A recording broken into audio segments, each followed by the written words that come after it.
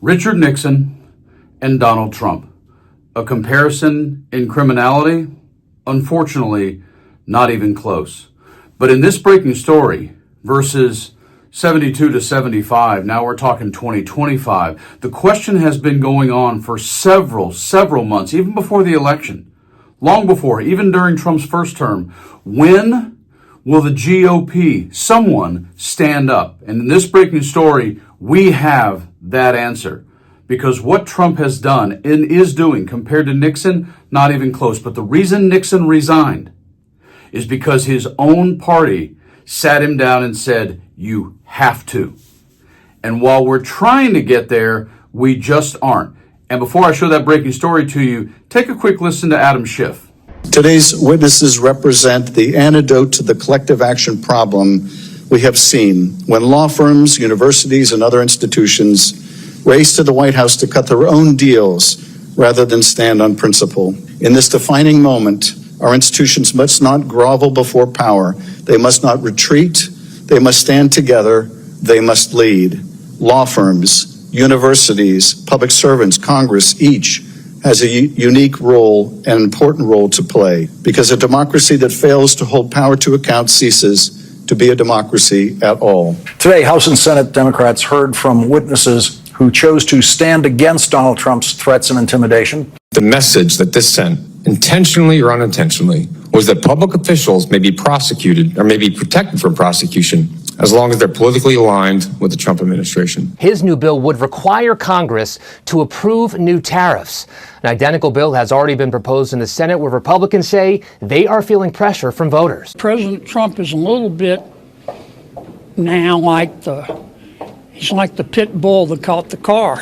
What are you going to do with the car? Well, gee, thanks for stating that, Captain Obvious. So you're a Republican who notices Trump is the pit bull who caught the car, but you aren't doing anything about it, nor is Lisa. Part of what I have been doing with my team is just trying to listen as carefully as I can to what is happening and how it is happening and the impacts that it is having on the ground. And we're honest up front in saying we don't have all the answers, but we're trying to unlock at different opportunities and in different ways as much as we can. What you have to do is listen. No, in this breaking story, what you actually have to do is by action. Remember, Lisa, actions speak louder than words, not just listening.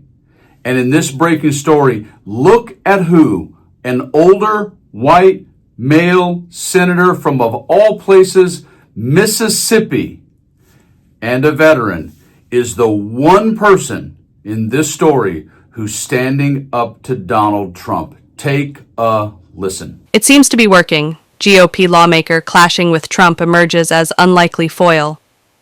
An influential GOP senator is challenging the Trump administration's agenda and not catching any heat for it, according to a Politico report. Senator Roger Wicker, RMS, is quietly emerging as the Pentagon's unlikely foil, they wrote.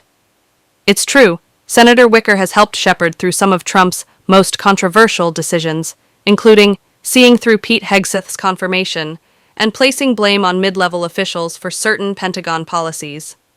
However, goodwill toward President Trump's ideals has helped the Armed Services Committee chair enlist Trump in accomplishing his own goals. This includes discussing raising both defense spending and military spending. The latter of the two is being increased to 5% of GDP, meaning the defense budget will be well above $1 trillion, according to the report. One unnamed Republican senator told Politico, Wicker has put himself in a very powerful place, adding both the Pentagon and the White House need him. The Mississippi lawyer has also been one of the most vocal Senate Republicans to back arming Ukraine and warn about trusting Russian President Vladimir Putin, even after Trump suggested normalizing relations. Politico noted the 73-year-old even chided Hegseth in February for telling NATO members that Ukraine could not regain its pre-war borders or join the alliance as a rookie mistake. Contrary to President Donald Trump's plans, Wicker partnered with House Armed Services Chair Mike Rogers, RAL, and did not sign off on significant reductions to U.S. troops in Europe and South Korea. He was also against the decision for the U.S. to step down from its longtime role leading NATO forces. This has earned him support from Democrats. Senator Richard Blumenthal, DCT, for instance, said Wicker is a leader of great courtesy and respect for differing views. Politico wrote, Wicker's ability to provide support and still be able to contradict Trump seems to be working. Good on you, Senator Roger Wicker. Ironically, from a state in the Confederate South where I grew up in Tennessee, Mississippi, how ironic.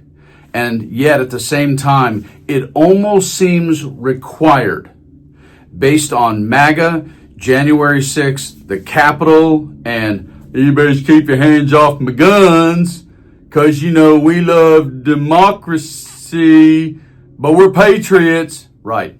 How great that an older white military veteran from one of the poorest states in the United States is the one person, by his votes, by his actions, and by what he is doing, not sitting around wondering if he's going to get primaried, not sitting around wondering if Donald's going to make fun of him or be mad at him or threaten him. No, he's the one person in the entire GOP-sphere and Trumposphere who's actually standing up and go, no, I will stand with democracy and what's right.